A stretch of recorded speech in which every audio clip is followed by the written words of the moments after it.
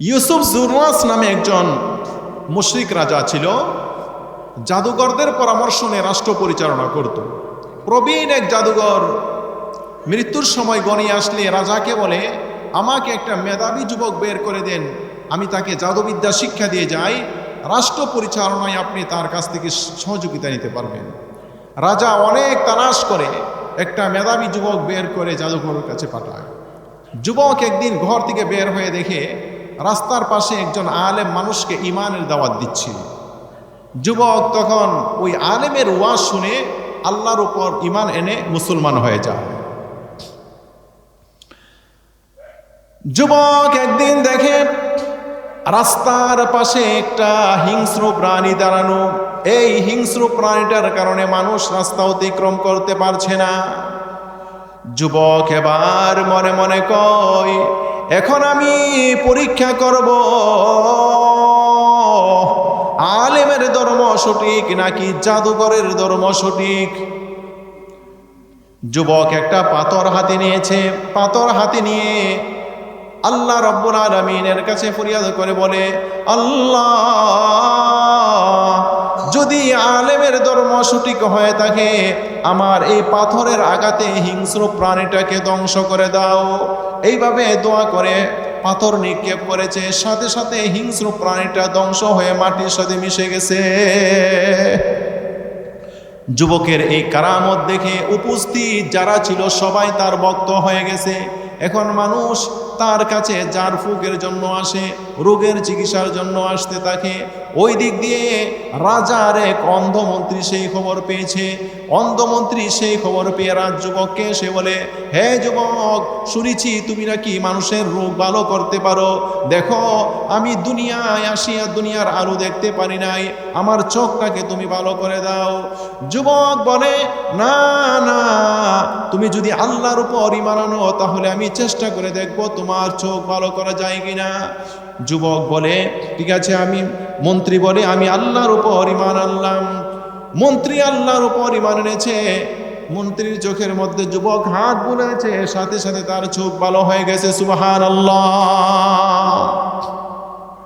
মন্ত্রী রাজার কাছে গিয়েছে।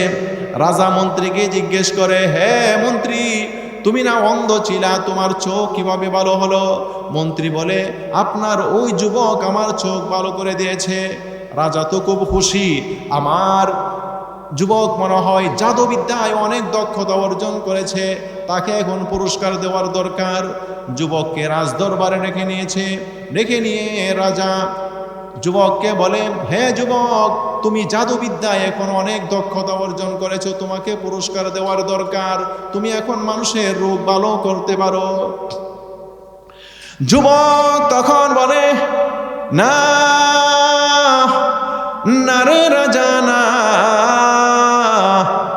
রোগ তো ভালো করি আমি না, রোগ তো ভালো করেন আমার আল্লাহ। যুবকের মুখ থেকে আল্লাহর কথা শুনে রাজা অগ্নিশর্মা হয়ে ওঠে। রাজা বলে, আল্লাহ বারকে আল্লাহর উপর থেকে ঈমান ত্যাগ কর, নতবা তোমাকে পাহাড়ের ওপর থেকে ফেলে হত্যা করা হবে। যুবক বলে, যুবকের ঈমান কত মজবুত। যুবক বলে, আমাকে পাহাড়ের উপর থেকে ফেলে হত্যা করো, আর যেভাবেই হত্যা করো না কেন, আল্লাহর উপর ঈমান এনেছি, আল্লাহর উপর থেকে এক মুহূর্তের জন্য আর ঈমান ত্যাগ করব না। সাথে সাথে দুই জল্লাদকে হুকুম দিয়ে, যাও তাকে পাহাড়ের ওপর দিকে ফেলে হত্যা করে আসো। দুই জল্লাদ যুবককে নিয়ে পাহাড়ের দিকে রওনা হয়েছে, পাহাড়ের ওপর দিকে ফেলে হত্যা করবে। এমন সময় যুবক আল্লাহ রাব্বুল আলামিনের কাছে ফরিয়াদ করে, আল্লাহ, এই দুই জালেমের হাত থেকে আমাকে তুমি রক্ষা করো। দোয়া করার সাথে সাথে পাহাড়ের মধ্যে কম্পন শুরু হয়ে যায়। দুই জল্লাদ পাহাড়ের ওপর থেকে পড়ে মারা যায়। আর ইমানদার যুবক সহি সালামতে পাহাড়ের উপর থেকে নেমে হেঁটে এসে রাজার সামনে দাঁড়িয়ে যায়। রাজা আবার দুই জল্লাদকে বলে, যাও তাকে নদীতে নিয়ে যাও, নদীর মাঝখানে ডুবিয়ে হত্যা করে আসো। দুই জল্লাদ যুবককে নিয়ে নদীর দিকে রওনা হয়েছে। নদীর মাঝখানে যুবককে ডুবিয়ে হত্যা করবে। এমন সময় যুবক আল্লাহ রাব্বুল আলামিনের কাছে ফরিয়াদ করে, আল্লাহ এই দুই জালেমের হাত থেকে আমাকে রক্ষা করো। সাথে সাথে নৌকার মধ্যে কম্পন শুরু হয়ে গেছে, দুই জল্লাদ পানিতে ডুবে মারা গেছে। আর ইমানদার যুবক সহি সালামতে পানির উপরে দিয়ে হেঁটে এসে রাজার সামনে দাঁড়িয়ে গেছে। যুবক রাজাকে বলে, হে রাজা, তুমি যতই চেষ্টা করো আমাকে তুমি হত্যা করতে পারবে না, তবে আমার কাছে একটা বাক্য জানা আছে। এই বাক্যটা বলে যদি তুমি আমাকে তীর মারো তাহলে তুমি আমাকে হত্যা করতে পারবে। বলে বাক্যটা কি? বাক্যটা কি বলবো, তবে একটা শর্ত আছে। শর্তটা কি? শর্তটা হলো এই এলাকার যত মানুষ আছে সবাইকে একটা মাঠের মধ্যে জমা করবে, সবার সামনে আমি বলবো বাক্যটা কি। রাজার হুকুমে 20,000 মানুষকে একটা মাঠের মধ্যে জমা করা হয়েছে। ওই 20,000 মানুষের সামনে যুবক বলে যে বাক্যটা বলে আমাকে তীর মেরে তুমি আমাকে হত্যা করতে পারবে, এই বাক্যটা হলো বিসমিল্লাহি রব্বি হাযাল গোলাম। বিসমিল্লাহি রব্বি হাযাল গোলাম বলে যদি তুমি আমাকে তীর মারো তাহলে তুমি আমাকে হত্যা করতে পারবে। রাজা বিসমিল্লাহি রব্বি হাযাল গোলাম বলে যুবকের দিকে তীর মেরেছে, সাথে সাথে ইমানদার যুবক শাহাদত বরণ করেছে। সুবহানাল্লাহ। যুবকের এই কারামত দেখে উপস্থিত 20,000 মানুষ এক বাক্যে কালিমা পরে মুসলমান হয়ে যায়। বলুন আল্লাহু আকবার। রাজা মনে মনে কয়, চেয়েছিলাম একটাকে হত্যা করে ইসলামের নাম নিশানা মুছে দেওয়ার জন্যে, এখন তো বড় বিপদ হয়েছে। একটাকে মারতে গিয়ে এখন 20,000 মুসলমান হয়ে গেছে। সুবহানাল্লাহ বলেন না।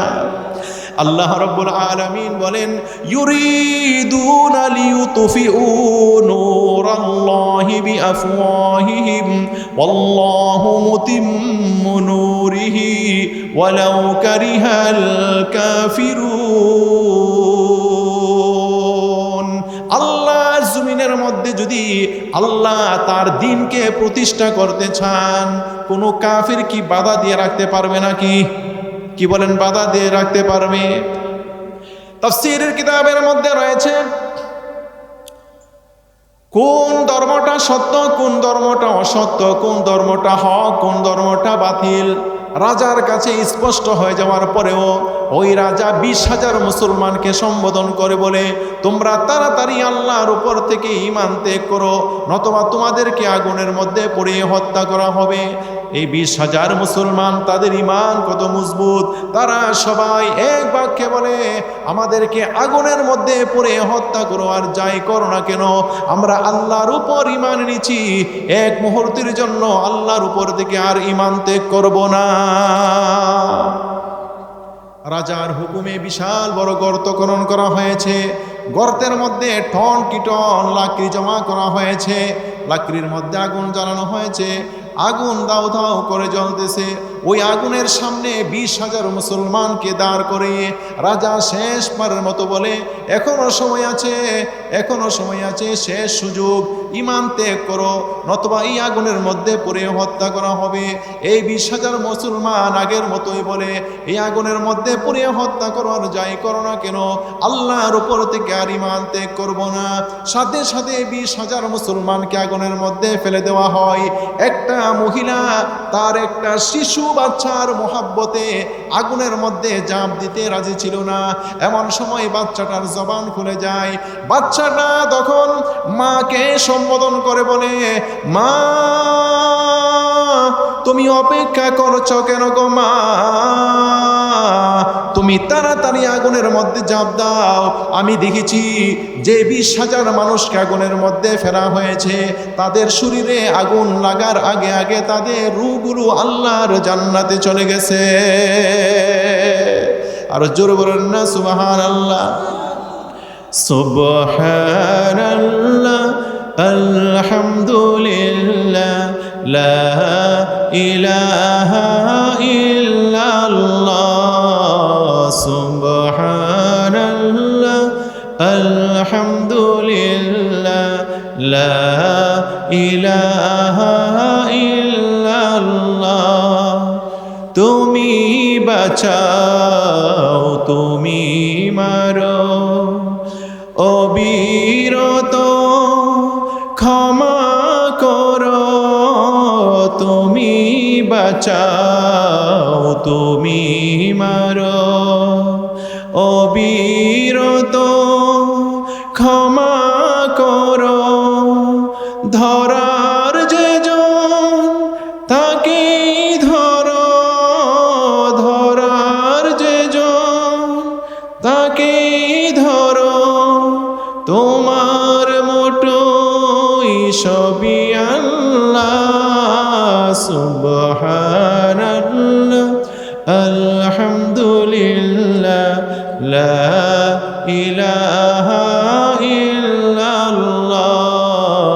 সুবহানাল্লাহ, আলহামদুলিল্লাহ, লা ইলাহা ইল্লাল্লাহ। मेरी नबी है ऐसे नबी जिसका नहीं है कोई सनी। मेरे नबी है ऐसे नबी जिसका नहीं है कोई सनी। जहानों का सरदार, उम्मतों का रहबर, जहानों का सरदार, उम्मतों का रहबर, उसका जलवा है नूरानी। मेरी नबी है ऐसे नबी जिसका नहीं है कोई सनी। नबियों में आला है उनका मकाम, इमामुल अंबिया खैरुल अनाम। नबियों में आला है उनका मकाम, इमामुल अंबिया खैरुल अनाम। मिटाने आए कुफ्र की निशानी, मिटाने आए कुफ्र की निशानी, बताने आए तौरीक़ रब्बानी। जहानों का सरदार, उम्मतों का रहबर, जहानों का सरदार, उम्मतों का रहबर, उसका जलवा है नूरानी। मेरी नबी है ऐसे नबी जिसका नहीं है कोई सनी। একজন ইমানদারের সবচেয়ে দামি এবং সবচেয়ে মূল্যবান সম্পদ হলো তার ঈমান, ঠিক কি না? একজন ইমানদারের সবচেয়ে দামি সবচেয়ে মূল্যবান সম্পদ কি? একজন ইমানদার দুনিয়ার সব কিছু ত্যাগ করতে পারে, কিন্তু ঈমানকে ত্যাগ করতে। একজন ইমানদারকে যদি প্রেসিডেন্টের গদিতে বসিয়ে বলা হয় তোমাকে এই দেশের প্রেসিডেন্ট বানিয়ে দেওয়া হলো, তুমি ঈমানটা ছেড়ে দাও, একজন ইমানদার ঈমানটা ছেড়ে দেবে নাকি? একজন ইমানদার প্রেসিডেন্টের গদিকে লাথি মেরে ফেলে দেবে, তারপরেও ঈমানটা ছেড়ে। একজন ইমানদার জানে ঈমান হলো জান্নাতের টিকিট। যার কাছে ঈমান আছে তার জান্নাতে যাওয়ার সুযোগ আছে, যার কাছে ঈমান নাই তার জান্নাতে যাওয়ার সুযোগ নাই। রাসূল করিম সাল্লাল্লাহু আলাইহি ওয়াসাল্লাম বলেন, ওয়াল্লাযী নাফসু মুহাম্মাদিন বিয়াদিহি লা ইয়াসমাউ বি আহাদুম মিন হাযিহিল উম্মতি ইয়াহুদিয়্যুন ওয়ালা নাসরানিয়্যুন সুম্মা ইয়ামুতু ওয়া লাম ইউমিন বিল্লাযী উরসিলতু বিহি ইল্লা কানা মিন আসহাবিন নার। কোন ব্যক্তি ইহুদি হোক, খ্রিস্টান হোক, হিন্দু হোক, বৌদ্ধ হোক, সে যদি নিজের ধর্ম ত্যাগ করে আমার ধর্মের উপর ঈমান না আনে তার ঠিকানা হবে জাহান্নাম, আর যদি আমার ধর্মের উপর ঈমান আনে তার ঠিকানা হবে জান্নাত। তাহলে ঈমানের মূল্য আছে না নাই? ঈমানের এত মূল্য, এই জন্যই একজন ইমানদার ইমান নিয়ে বাঁচতে চায়, ইমান নিয়ে মরতে চায়। ইমানের পথে অবিচল থেকে আমার মরণ যেন ইমানের পথে অবিচল থেকে আমার মরণ যেন তোমারি কাছে মিনতি আমার, তোমারি কাছে মিনতি আমার, মহামহিম দয়াময় ইমানের পথে অবিচল থেকে আমার মরণ যেন বলেন আমিন।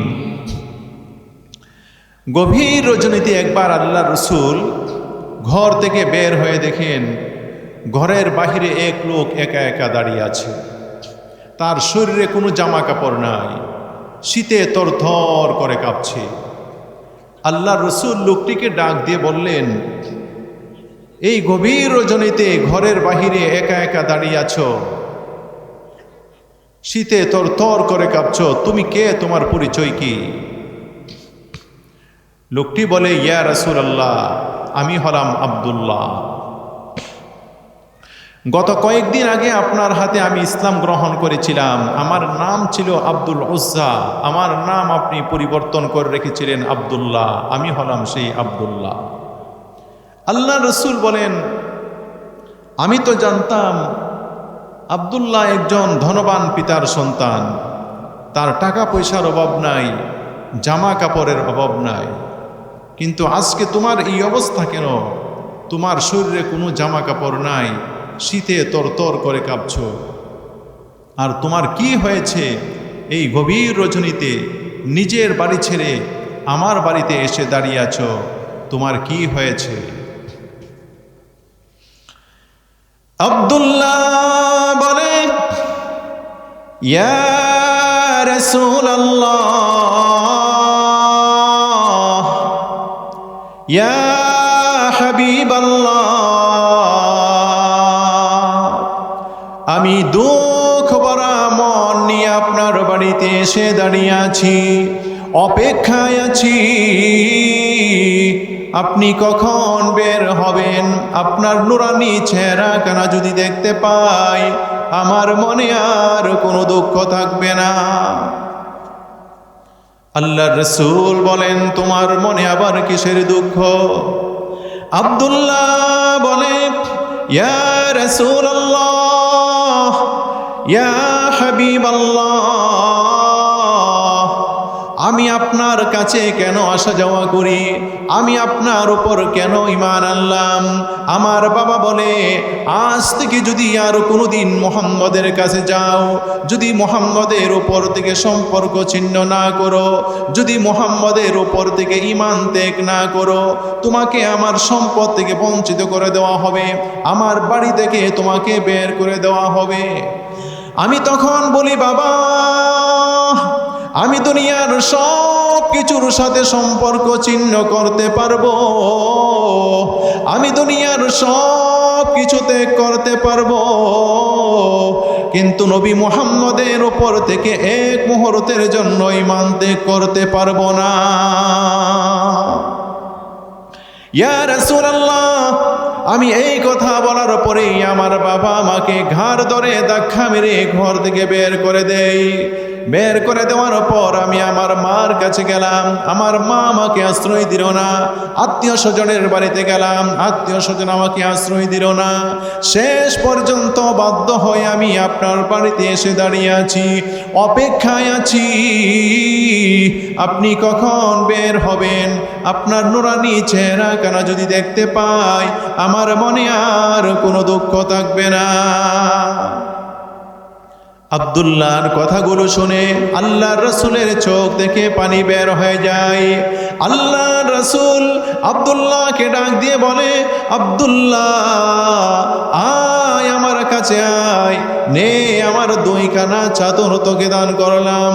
আল্লাহর রাসূল আব্দুল্লাহকে 2 খানা চাদর দান করে দিয়ে বলে, আব্দুল্লাহ বল তোর কোনো আশা আকাঙ্ক্ষা আছে কিনা? আব্দুল্লাহ বলে, ইয়া রাসূলুল্লাহ, ইয়া হাবিবাল্লাহ, এই দুনিয়ার মধ্যে আমার আর কোনো আশা নাই, আমার আর কোনো আকাঙ্ক্ষা নাই, তবে শুনেছি আল্লাহর পথে বের হয়ে শাহাদত বরণ করলে নাকি কবরের আযাব হবে না, জাহান্নামের আযাব হবে না। ইয়া রাসূলুল্লাহ, ইয়া হাবিবাল্লাহ, আপনি আমার জন্য আল্লাহ রাব্বুল আলামিনের কাছে দোয়া করুন, আল্লাহ রাব্বুল আলামিন যেন আমাকে শাহাদতের মর্যাদা দান করেন। আল্লাহর রাসূল আব্দুল্লাহর জন্য দোয়া করলেন, দোয়া কবুল হয়ে গেল। আব্দুল্লাহ আল্লাহর রাসূলের সাথে তাবুকের যুদ্ধে অংশগ্রহণ করলেন।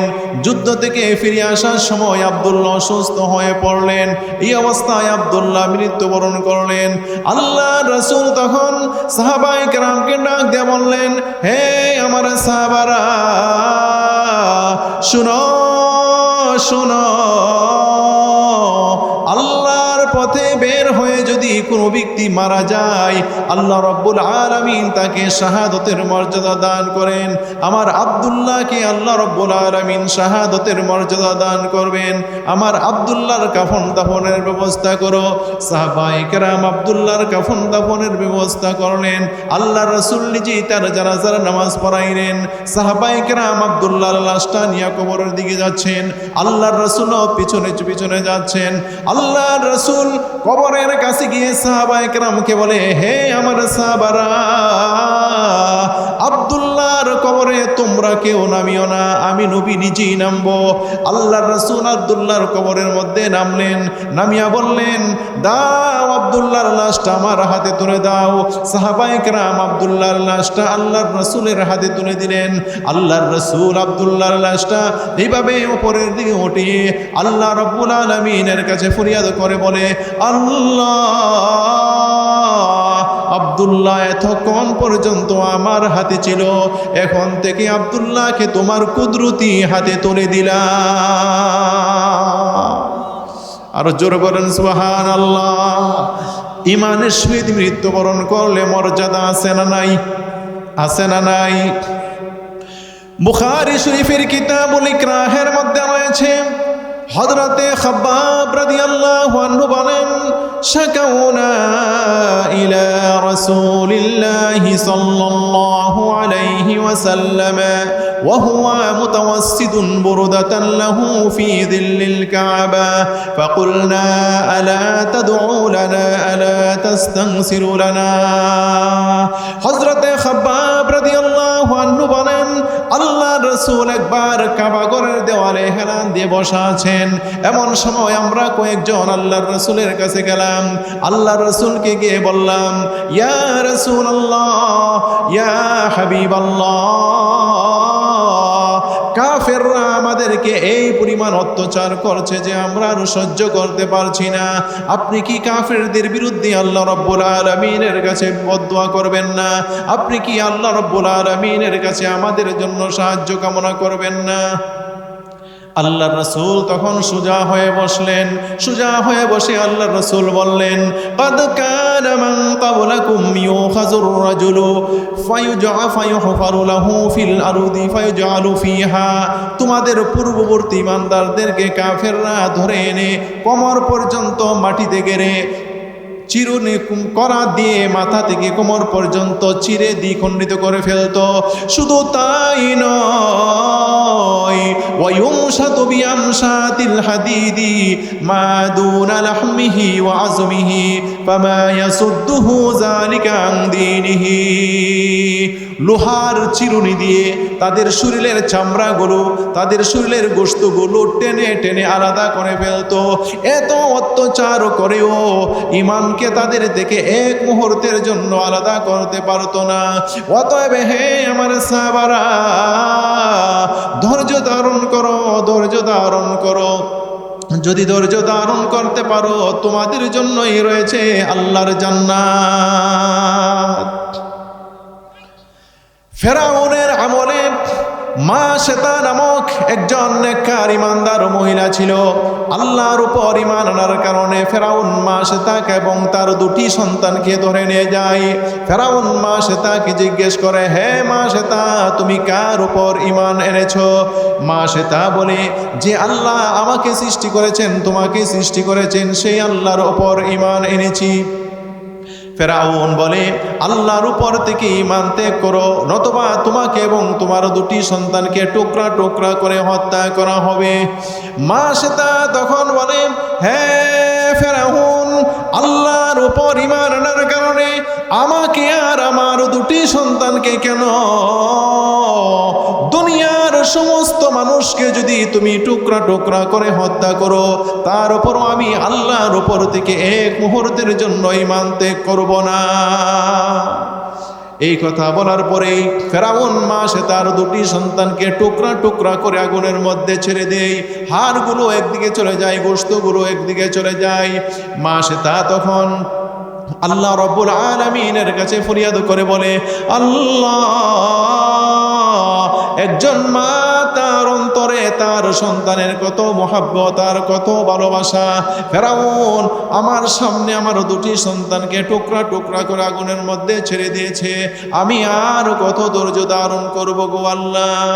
সাথে সাথে আল্লাহ রব্বুল আলামিন মাশেতার সন্তানদের কাছে ওহী পাঠায়, হে মাশেতার সন্তানেরা, যা তোরা তোদের মাকে সান্ত্বনা দিয়ে আস। মাশেতার সন্তানদের জবান খুলে যায়। মাশেতার সন্তানরা তখন মাশেতাকে ডাক দেয়া বলে, ইয়া উম্মা ইসবিরি ফাইন্নাকি আলাল হক। মা, তুমি ধৈর্য ধারণ করো, মা তুমি হকের উপরে আছো। মা, আল্লাহর পথে শাহাদত বরণ করার কষ্ট পিঁপড়ার কামড়ের কষ্টর চেয়ে বেশি কষ্ট হয় না। মা, তুমি ধৈর্য ধারণ করো। মাশেতা তখন ফেরাউনকে বলে, হে ফেরাউন, তোমার কাছে আমার একটা ওসিয়ত, আমার সন্তানদের মতো যখন তুমি আমাকেও টুকরা টুকরা করে হত্যা করবে, আমার হাড়গুলো আর আমার সন্তানদের হাড়গুলো এক জায়গার মধ্যে দাফন করিও। ফেরাউন মাশেতার ওসিয়ত অনুযায়ী মাশেতার হাড়গুলো আর তার সন্তানদের হাড়গুলো এক জায়গার মধ্যে দাফন করে। হাদিসের কিতাবের মধ্যে রয়েছে, আল্লাহ রাসূল যখন মেরাজের রাত্রে মক্কা থেকে বাইতুল মুকাদ্দাসে গেলেন, বাইতুল মুকাদ্দাসে গিয়ে জিবরাইল আমিনকে বললেন, ভাই জিবরাইল, জান্নাতের কাছে চলে আসলাম নাকি? জিবরাইল আমিন বলেন, না, জান্নাত এখান থেকে লক্ষ লক্ষ কোটি কোটি মাইল দূরে। আল্লাহ রাসূল বলেন, জান্নাত যদি এখান থেকে লক্ষ লক্ষ কোটি কোটি মাইল দূরে হয়ে থাকে, তাহলে আমার নাকে জান্নাতের সুঘ্রাণ কোথায় থেকে আসে? জিবরাইল আমিন বলেন, ইয়া রাসূলুল্লাহ, ইয়া হাবিবাল্লাহ, ফেরাউনের আমলে মাশেতা নামক একজন নেককার ইমানদার মহিলা ছিল। আল্লাহর উপর ঈমান আনার কারণে ফেরাউন মাশেতাকে এবং তার দুটি সন্তানকে টুকরা টুকরা করে ওই জায়গার মধ্যে দাফন করেছিল। তাদের কবর থেকেই জান্নাতের সুঘ্রাণ আসতেছে। আরো জোরে বলেন না সুবহানাল্লাহ। ফেরাউন মাশেতাকে হত্যা করে বিবি আসিয়ার কাছে গিয়েছে। বিবি আসিয়াকে গিয়ে বলে, আজকে মাশেতাকে উপযুক্ত শাস্তি দিয়ে এসেছি। বিবি আসিয়া বলে, তুমি ধ্বংস হও, একজন নিরপরাধ মহিলাকে আল্লাহর উপর ঈমান আনার কারণে এভাবে তুমি নির্মমভাবে হত্যা করেছো, তুমি ধ্বংস হও। ফেরাউন বলে, হত্যা করব না তো কি করব, সে আমাকে খোদা বলে দাবি করে না। বিবি আসিয়া বলে, আমিও তোমাকে খোদা বলে দাবি করি না, তুমি তো একজন মানুষ, তোমাকে কেন খোদা বলে দাবি করব?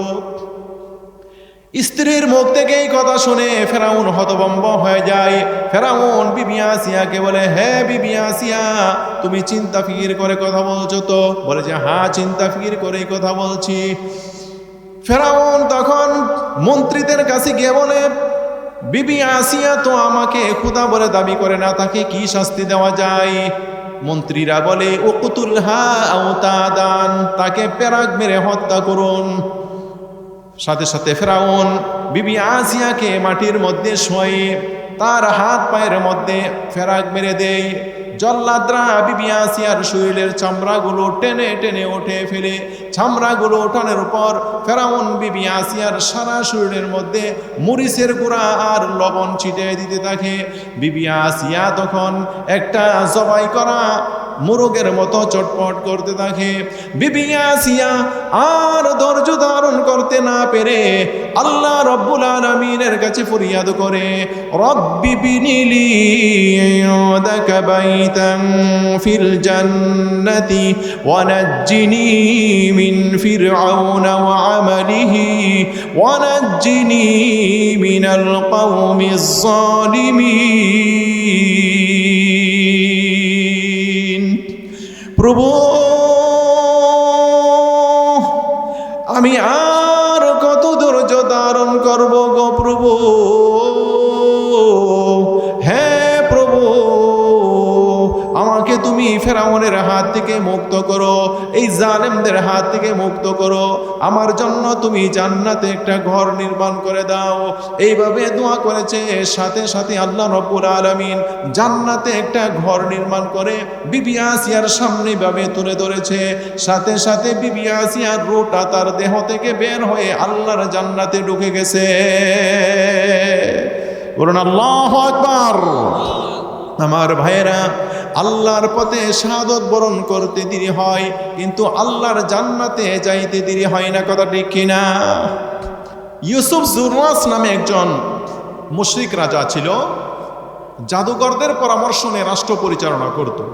প্রবীণ এক জাদুঘর মৃত্যুর সময় গনিয়ে আসলে রাজাকে বলে, আমাকে একটা মেধাবী যুবক বের করে দেন, আমি তাকে জাদুবিদ্যা শিক্ষা দিয়ে যাই, রাষ্ট্র পরিচালনায় আপনি তার কাছ থেকে সহযোগিতা নিতে পারবেন। রাজা অনেক তালাশ করে একটা মেধাবী যুবক বের করে জাদুঘরের কাছে পাঠায়। যুবক একদিন ঘর থেকে বের হয়ে দেখে রাস্তার পাশে একজন আলেম মানুষকে ইমানের দাওয়াত দিচ্ছে। যুবক তখন ওই আলেমের ওয়াজ শুনে আল্লাহর উপর ইমান এনে মুসলমান হয়ে যায়।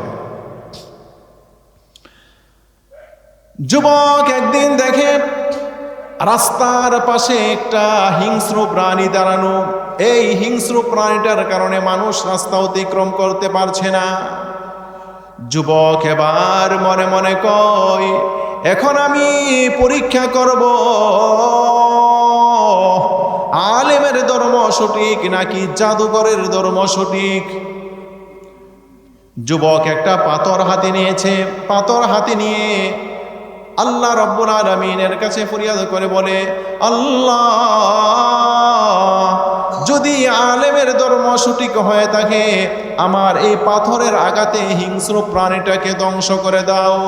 এইভাবে দোয়া করে পাথর নিক্ষেপ করেছে। সাথে সাথে হিংস্র প্রাণীটা ধ্বংস হয়ে মাটির সাথে মিশে গেছে।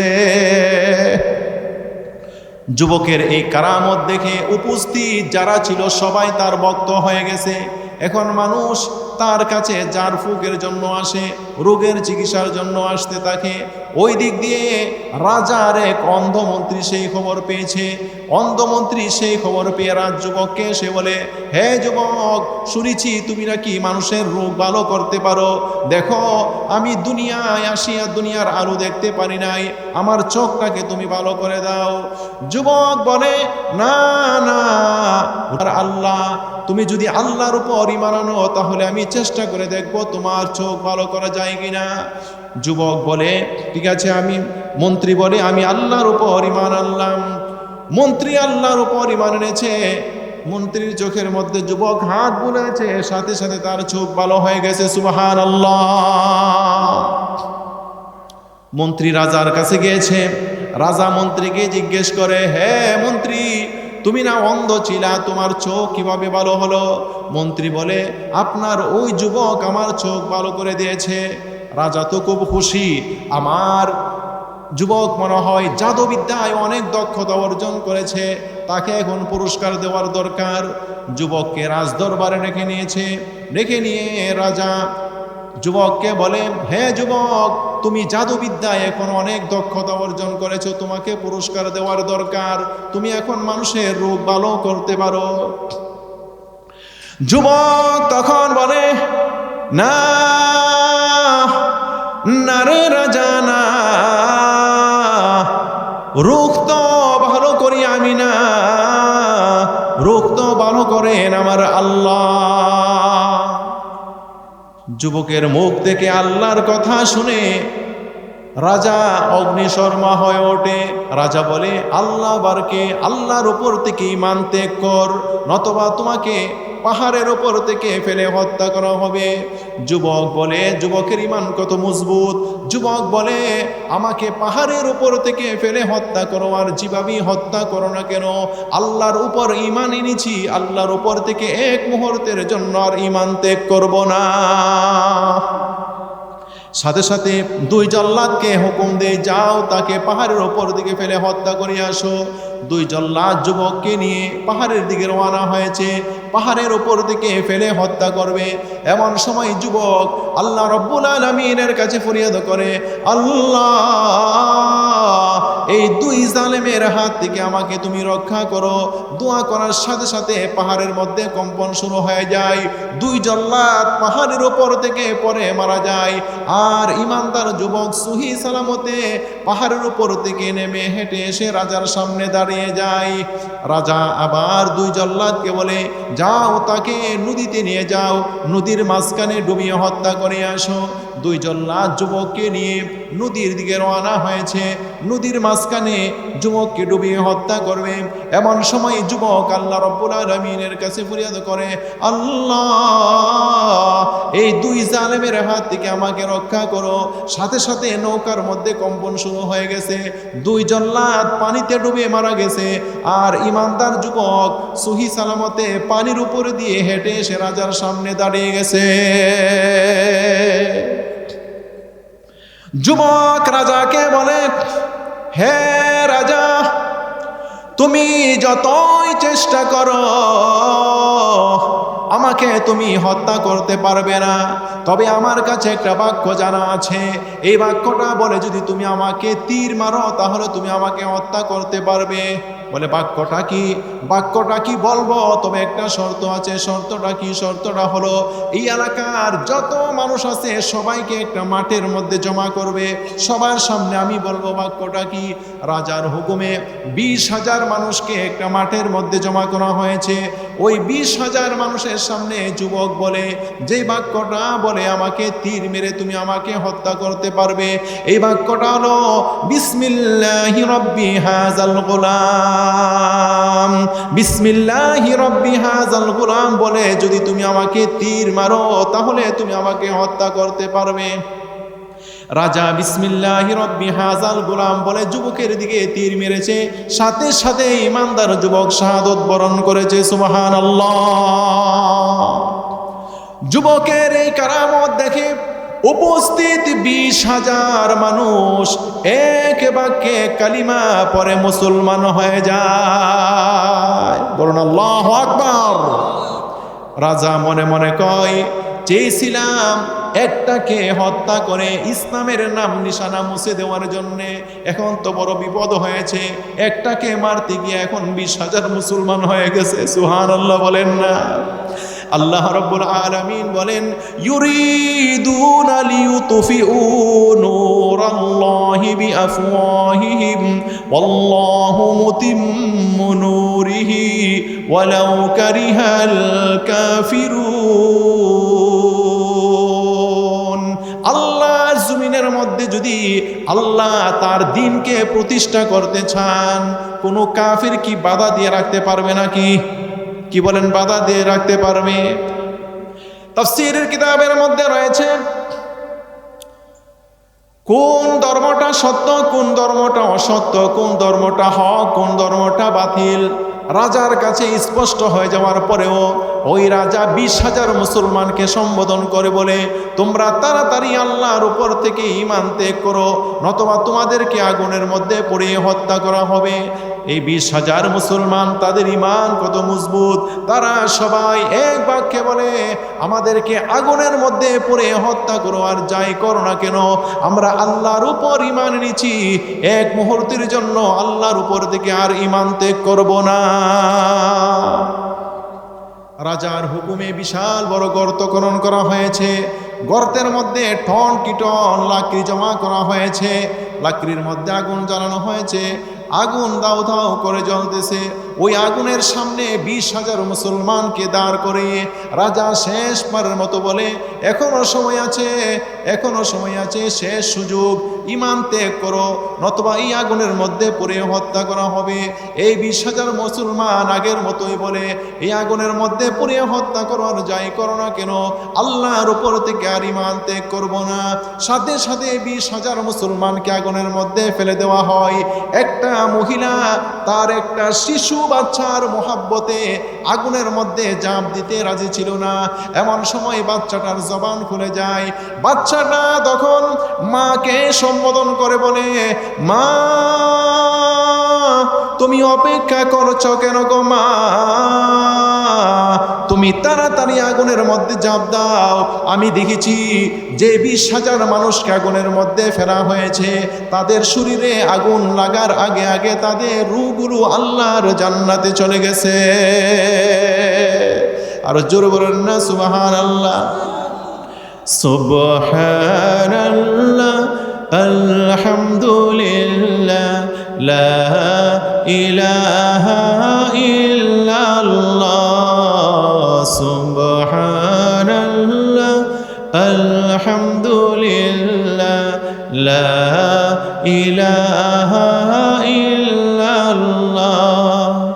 তুমি বাঁচাও, তুমি মারো, অবিরত ক্ষমা করো, তুমি বাঁচাও, তুমি মারো, অবিরত ক্ষমা করো।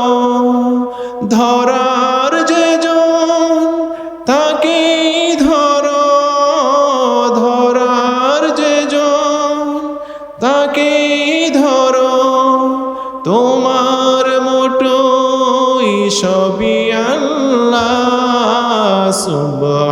সুবহানাল্লাহ, আলহামদুলিল্লাহ, লা ইলাহা ইল্লাল্লাহ, সুবহানাল্লাহ, আলহামদুলিল্লাহ, লা ইলাহা ইল্লাল্লাহ। আল্লাহর নবীর সাহাবী হযরতে খুবাইব রাদিয়াল্লাহু আনহুকে একবার কাফেররা ধরে নিয়ে যায়। কাফেররা ধরে নিয়ে খুবাইব রাদিয়াল্লাহু আনহুকে গাছের মধ্যে ঝুলিয়ে চতুর্দিক থেকে তার শরীরের মধ্যে তীর মারতে থাকে। তীর মারতে মারতে তার শরীরটা ঝাড়ঝাড়া করে দেয়, সালুনের মতো বানিয়ে দেয়। এক পর্যায়ে কয়েকজন কাফির হযরতে খুবাইব রাদিয়াল্লাহু আনহুকে গিয়ে বলে, হে খুবাইব, এই মুহূর্তে যদি তুমি বলো তোমার পরিবর্তে মুহাম্মদকে হত্যা করা হোক, তাহলে তোমাকে ছেড়ে দেওয়া হবে। খুবাইব রাদিয়াল্লাহু আনহু তখন বলেন, হে কাফেরেরা, আমার পরিবর্তে আমার নবী মুহাম্মদকে হত্যা করা হবে তো দূরের কথা, আমি দুনিয়ার মধ্যে বেঁচে থাকবো আর আমার নবীর পায়ের মধ্যে একটা কাঁটা বিদ্ধ হবে, সেটাও আমি সহ্য করব না। হযরতে খুবাইব রাদিয়াল্লাহু আনহু শাহাদাতের পূর্বে, মৃত্যুর পূর্বে আল্লাহ রাব্বুল আলামিনের কাছে ফরিয়াদ করেন, আল্লাহ, আমার বিদায় বেলার সালামখানা আমার নবীর কাছে পৌঁছে দিও। আল্লাহর রাসূল সাহাবায়ে কেরামকে নিয়ে মদিনাতে বসা আছেন। হঠাৎ করে আল্লাহর রাসূল বলে উঠলেন, ওয়া আলাইকুমুস সালাম ইয়া খুবাইব। সাহাবায়ে কেরাম জিজ্ঞেস করলেন, ইয়া রাসূলুল্লাহ, ইয়া হাবিবাল্লাহ, এই মুহূর্তে আপনি খুবাইবের সালামের উত্তর দিলেন, আপনি খুবাইবের সালাম কোথায় পাইলেন? আল্লাহ রাসূল বলেন, আমার খুবাইবকে এই মুহূর্তে কাফেররা মক্কার জমিনে শহীদ করে ফেলেছে। শহীদ করার পূর্বে খুবাইব আমার কাছে সালাম পাঠিয়েছিল। আল্লাহ রাব্বুল আলামিন জিবরাইলের মাধ্যমে এই মুহূর্তে তার সালামখানা আমার কাছে পৌঁছে দিয়েছে। সুবহানাল্লাহ। যখন মুসলমানদের সংখ্যা দিন দিন বাড়তে লাগলো, আবু জাহেল গোয়েন্দাদেরকে জিজ্ঞেস করে, কি ব্যাপার, মুসলমানদের সংখ্যা দিন দিন বাড়তে আছে, মুহাম্মদের দল দিন দিন বড় হচ্ছে আর আমার দল দিন দিন ছোট হচ্ছে, এর কারণ কি? গোয়েন্দারা বলে, স্যার আপনি কি জানেন না, আপনাকে মানুষ একজন প্রতারক হিসাবে জানে। আপনি দিনের বেলা এক কথা বলেন, রাত্রের বেলা এক কথা বলেন, উপরে উপরে এক কথা বলেন, ভিতরে ভিতরে এক কথা বলেন, উপরে উপরে ঘুষের বিরুদ্ধে ওয়াজ করেন, ভিতরে ভিতরে নিজেই ঘুষ খান, উপরে উপরে দুর্নীতির বিরুদ্ধে ওয়াজ করেন, ভিতরে ভিতরে নিজেই দুর্নীতি করেন। এমন লোক আমাদের সমাজেও আছে না নাই? তো স্যার আপনাকে মানুষ একজন প্রতারক হিসাবে জানে আর মুহাম্মদকে মানুষ একজন বিশ্বস্ত হিসাবে জানে, এই কারণে মানুষ আপনার দল ছেড়ে মুহাম্মদের দলে গিয়ে যোগ দিচ্ছে। আর কি কারণ? আরেকটা কারণ আছে, মুহাম্মদের কাছে একটা মন্ত্র আছে, এই মন্ত্রটার নাম হলো কোরআন। যে ব্যক্তি এই কোরআনের তেলাওয়াত শুনে মুহাম্মদের দলে যোগ না দিয়া পারে না। আবু জাহেল কয়, তাহলে মুহাম্মদের কোরআনের তেলাওয়াত যেন কেউ না শুনতে পারে, মুহাম্মদের বাড়ির চতুর্দিক দিয়ে পাহারা বসাও। গোয়েন্দারা কই, কে পাহারা দেবে? আপনি নিজে গিয়ে পাহারা দেন। আবু জাহেল এবার নেতাদেরকে নিয়ে রাসূল সাল্লাল্লাহু আলাইহি ওয়াসাল্লামের বাড়ির চতুর্দিক দিয়ে পাহারা দিতে শুরু করেছে। আল্লাহ রাসূল, আল্লাহ রাব্বুল আলামিন আবার আল্লাহর রাসূলকে বলেন, হে আমার হাবিব, আমি আবু জাহেলকে কৌশলে আপনার বাড়ির সামনে পৌঁছে দিলাম, এখন আপনি মন করে কোরআন তেলাওয়াত করুন। আপনার কোরআনের তেলাওয়াত যেন তার কানে দিয়া ঢুকে তার কলিজার মধ্যে গিয়ে আঘাত করে। আল্লাহ রাসূল আবার কোরআন তেলাওয়াত করতে শুরু করলেন, ইয়াসিন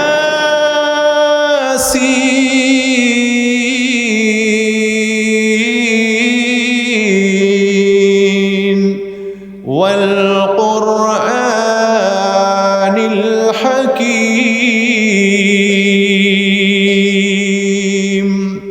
ইন্নাকা লামিনাল মুরসালিন। আল্লাহ রাসূল এইভাবে কোরআন তেলাওয়াত করছেন। হঠাৎ করে একদিন আবু জাহেল চিৎকার মেরে বলে, হে আমার সাথীরা,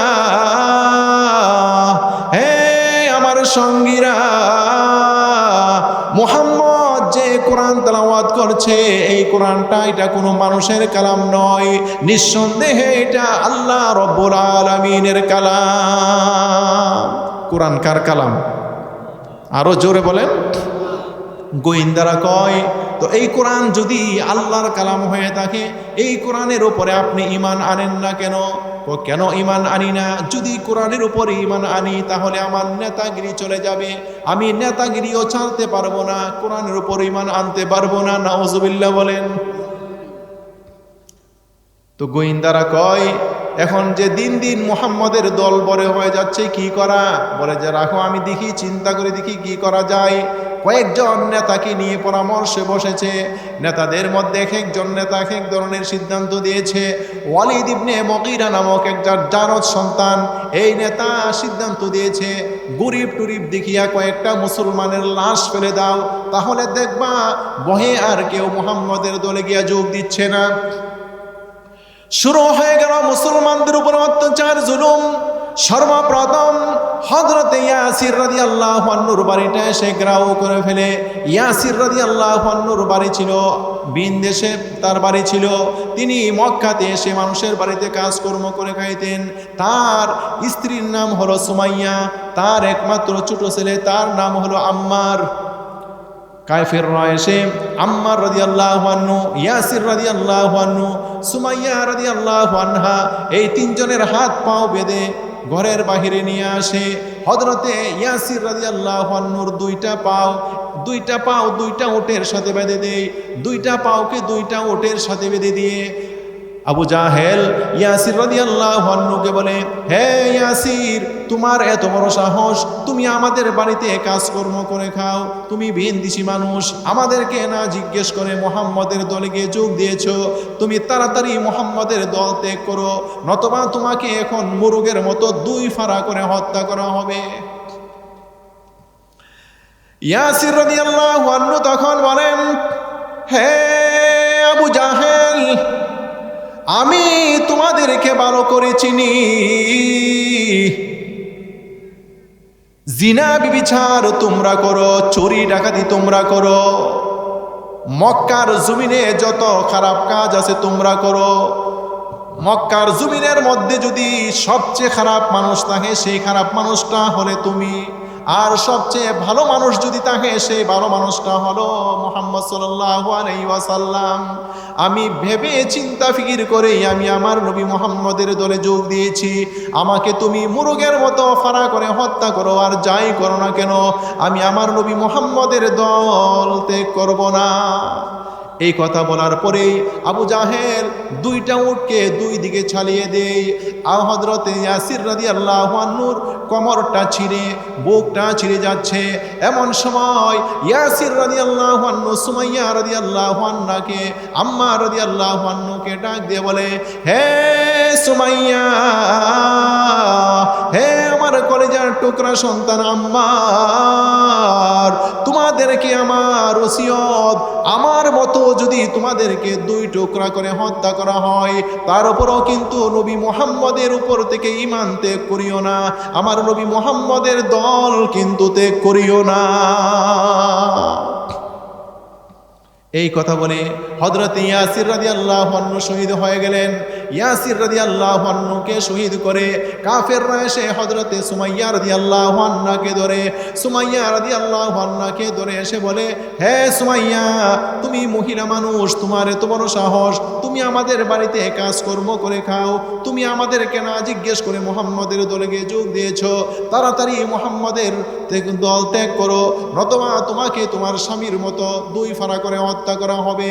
সুমাইয়া রাদিয়াল্লাহু আনহা একজন মহিলা, তার ঈমান কত মজবুত। সুমাইয়া রাদিয়াল্লাহু আনহা তখন আবু জাহেলকে বলে, হে আবু জাহেল, মক্কার জমিনে যদি সবচেয়ে খারাপ মানুষটা থাকে, সেই খারাপ মানুষটা হলে তুমি।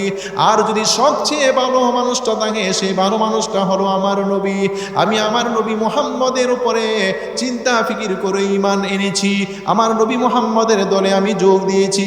আমাকে তুমি যেভাবে হত্যা করো না কেন, আমি আমার নবী মুহাম্মদের দল ত্যাগ করব না। এই কথা বলার পরে আবু জাহেল হযরতে সুমাইয়া রাদিয়াল্লাহু আনহার উপর একটা বর্ষা নিক্ষেপ করে। হযরতে সুমাইয়া রাদিয়াল্লাহু আনহা এই বর্ষা নিক্ষেপ করার কারণে রক্তক্ষরণ হতে হতে তিনিও শাহাদত বরণ করেন। ইয়াসির রাদিয়াল্লাহু আনহুকে শহীদ করে, সুমাইয়া রাদিয়াল্লাহু আনহাকে শহীদ করে, মা বাবা দুইজনকে শহীদ করে এসে ধরে হযরতে আম্মার রাদিয়াল্লাহু আনহুকে। আম্মার রাদিয়াল্লাহু আনহুর বয়স মাত্র 10-11 হবে। আম্মার রাদিয়াল্লাহু আনহুকে ধরে তার হাত পাও ভেঙে অচেতন করে ফেলে চলে যায়। কয়েক ঘন্টা পরে হযরতে আম্মার রাদিয়াল্লাহু আনহুর হুঁশ ফিরে আসলে ভাঙ্গা হাত আর ভাঙ্গা পাও নিয়ে কাঁদতে কাঁদতে আল্লাহর রাসূলের কাছে যায়। আল্লাহর রাসূল হযরতে আম্মার রাদিয়াল্লাহু আনহুকে বুকের মধ্যে জড়িয়ে বলে, সবরান ইয়া আলা ইয়াসির ফা ইন্না মাউইদাকুমুল জান্নাহ। আম্মার, ধৈর্য ধারণ করো, ধৈর্য ধারণ করো, তোমাদের জন্যই রয়েছে আল্লাহর জান্নাত। আল্লাহর রাসূল বলেন, আশাদ্দুন নাসি বালাআন আল আমবিয়া সুম্মাল আমসাল ফাল আমসাল ইউবতালাল আবদু আলা হাসবি দীনিহি। দুনিয়ার মধ্যে সবচেয়ে বেশি বিপদের সম্মুখীন হলেন নবী রাসূলগণ, তারপরে হলো সাহাবায়ে কেরাম, তারপরে হলো সাধারণ ইমানদারগণ। নবী রাসূলদের জীবনে পরীক্ষা আছে না নাই? কি বলেন, আছে না নাই? নবী রাসূলদের জীবনে ঈমানি পরীক্ষা আছে না নাই? আদম নবীর জীবনে পরীক্ষা আছে না নাই? ইব্রাহিম নবীর জীবনে পরীক্ষা আছে না নাই? আইয়ুব নবীর জীবনে পরীক্ষা আছে না নাই?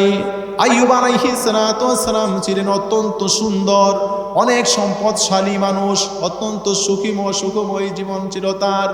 শয়তান একদিন আল্লাহ রাব্বুল আলামিনকে বলে, আল্লাহ, আইয়ুব আলাইহিস সালাম অনেক সুখী আছেন, তো এই জন্য বেশি বেশি তোমার ইবাদত করছে।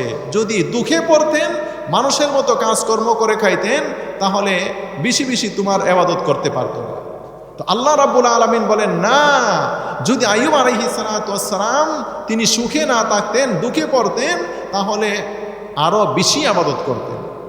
তো শয়তান বলে, আমাকে তুমি একটু পাওয়ার দাও, ক্ষমতা দাও, আমি আইয়ুব আলাইহিস সালাতু ওয়াস সালামকে একটু পরীক্ষা করে দেখি, তিনি বিপদে পড়লে, দুঃখে পড়লে তোমার ইবাদত করে কিনা। আল্লাহ রাব্বুল আলামিন বললেন, ঠিক আছে, আমি তোমাকে ক্ষমতা দিলাম।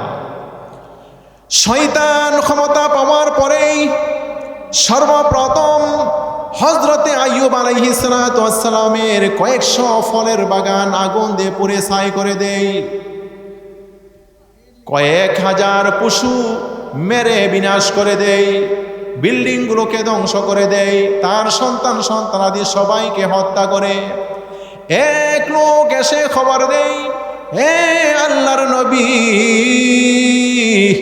আপনার কয়েকশো ফলের বাগান পুড়ে ছাই হয়ে গেছে। আইয়ুব আলাইহিস সালাতু ওয়াস সালাম দুঃখ প্রকাশ না করে আলহামদুলিল্লাহ বললেন। আরেক লোকে এসে বলে, হে আল্লাহর নবী, আপনার কয়েক হাজার পশু মরে বিনাশ হয়ে গেছে। আইয়ুব আলাইহিস সালাতু ওয়াস সালাম দুঃখ প্রকাশ না করে বললেন আলহামদুলিল্লাহ। আরেক লোকে এসে বলে, হে আল্লাহর নবী, আপনার সন্তানাদি সবাই মৃত্যুবরণ করেছে। আইয়ুব আলাইহিস সালাতু ওয়াস সালাম দুঃখ প্রকাশ না করে তিনি আলহামদুলিল্লাহ বলে নামাজের মধ্যে দাঁড়িয়ে গেলেন। আগে যে পরিমাণ ইবাদত করতেন, তার চেয়ে আরো বেশি ইবাদত করতে লাগলেন। আইয়ুব আলাইহিস সালাতু ওয়াস সালামের এই বিপদ দেখে তার কর্মচারীরা একজন এক দিকে চলে যায়। তার চারজন স্ত্রীর মধ্যে দুইজন মৃত্যুবরণ করে, একজন তাকে ফেলে চলে যায়, আরেকজন তার সাথে থাকে। তার নাম হলো রহিমা। তার নাম কি? আরো জোরে বলেন।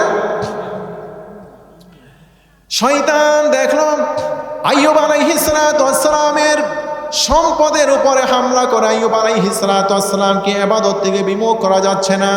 এবার শয়তান হযরতে আইয়ুব আলাইহিস সালামের শরীরের মধ্যে সে আক্রমণ করে। একবার হযরত আইয়ুব আলাইহিস সালাতু ওয়াস সালামের শরীরের মধ্যে একটা গরম ফুঁক মেরে চলে যায়। এই ফুঁকটা এত বিষাক্ত ছিল, এই ফুঁকের কারণে হযরত আইয়ুব আলাইহিস সালাতু ওয়াস সালামের সারা শরীরের মধ্যে ফুরা উঠতে থাকে। এই ফুরাগুলো এত বিষাক্ত ছিল, এই ফুরাগুলোর ব্যথায় হযরত আইয়ুব আলাইহিস সালাতু ওয়াস সালাম অসুস্থ হয়ে পড়েন। কিছুদিন পরে এই ফুরাগুলোর মধ্যে ভয়ঙ্কর কতগুলো কীড়া জন্ম নেয়। এই কীড়াগুলো এত ভয়ঙ্কর ছিল, হযরত আইয়ুব আলাইহিস সালাতু ওয়াস সালামের শরীরের রক্ত মাংস সব খেয়ে শেষ করে দেয়।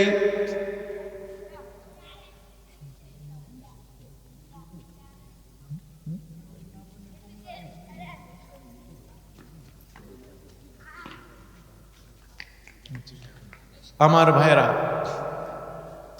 যে বিষয় নিয়ে আলোচনা করতেছি, আলোচনা তো অনেক বিশাল বড় আলোচনা, প্রায় 2-3 ঘন্টা আলোচনা করলে আলোচনা করা যায়। তো আমি আগে বলেছিলাম যে আপনাদেরকে বেশিক্ষণ কষ্ট দিব না, অনেক আলোচনা আপনারা আগে শুনেছেন। হাদিস শরীফে এসেছে, রাসূল করিম সাল্লাল্লাহু আলাইহি ওয়াসাল্লাম বলেন, হাসরের ময়দানে একজন কাফের তার সারা জীবনের নেক আমল এক পাল্লায় রেখে আর তার কুফরিটাকে আরেক পাল্লায় রেখে টান দেওয়া হবে। দেখা যাবে তার সারা জীবনের নেক আমলের পাল্লাটা হালকা হয়ে গেছে আর তার কুফরির পাল্লাটা ভারী হয়ে গেছে। অপরদিকে একজন ইমানদার তার সারা জীবনের গুনাহ এক পাল্লায় রেখে আর তার ইমানটাকে আরেক পাল্লায় রেখে টান দেওয়া হবে। দেখা যাবে তার সারা জীবনের গুনাহের পাল্লাটা হালকা হয়ে গেছে, ইমানের পাল্লাটা ভারী হয়ে গেছে। সুবহানাল্লাহ কইতেন না? তাহলে ইমানের মূল্য আছে না নাই? ইমানের এত মূল্য, এই জন্য দুনিয়ার মধ্যে যত নবী রাসূল আগমন করেছেন সমস্ত নবী রাসূলই তাদের উম্মতদেরকে ইমানের দাওয়াত দিয়েছেন। যারা সৌভাগ্যবান উম্মত তারা ইমানকে তাদের বুকের মধ্যে ধারণ করে নিয়েছে। আবার যারা ইমানকে বুকের মধ্যে ধারণ করে নিয়েছে আল্লাহ রাব্বুল আলামিন তাদেরকে আবার মাঝে মধ্যে পরীক্ষাও করেছেন। আল্লাহ রাব্বুল আলামিন বলেন, আহাসিবান নাসু আন ইউতরাকু আন ইয়াকুলু আমান্না ওয়া হুম লা ইউফতানুন। মানুষ কি মনে করেছে সে নিজেকে ইমানদার দাবি করলেই বুঝি তাকে ছেড়ে দেওয়া হবে, তাকে বুঝি পরীক্ষা করা হবে না? না না, অবশ্যই তাকে পরীক্ষা করা হবে। কেন পরীক্ষা করা হবে? কারণ পরীক্ষা না করলে বোঝা যাবে না সে তার ইমানের দাবিতে সত্যবাদী নাকি মিথ্যাবাদী। পরীক্ষার দরকার আছে না নাই?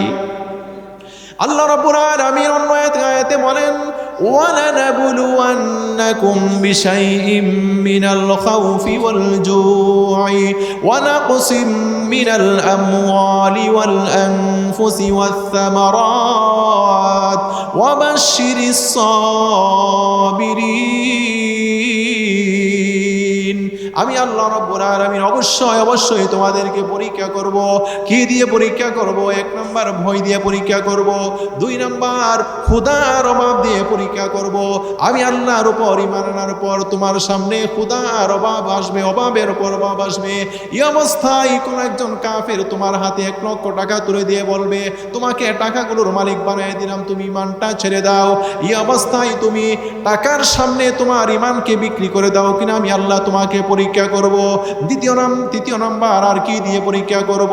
ওয়া নাকসিম মিনাল আমওয়াল, মালের ঘাটতি দিয়ে আমি আল্লাহ তাআলা পরীক্ষা করব। আমার পথে যদি তুমি দান খায়রাত করো তাহলে তোমার মালের মধ্যে কিছুটা ঘাটতি আসবে। দান খায়রাত করলে সম্পদের মধ্যে কিছুটা ঘাটতি আসবে, ব্যাংকের টাকা কিছুটা কমে যাবে, পকেটের টাকা কিছুটা কমে যাবে। এই দানের বয়ে, কমে যাওয়ার বয়ে তুমি দান খায়রাত করো নাকি না করো আমি আল্লাহ তাআলা তোমাকে পরীক্ষা করব।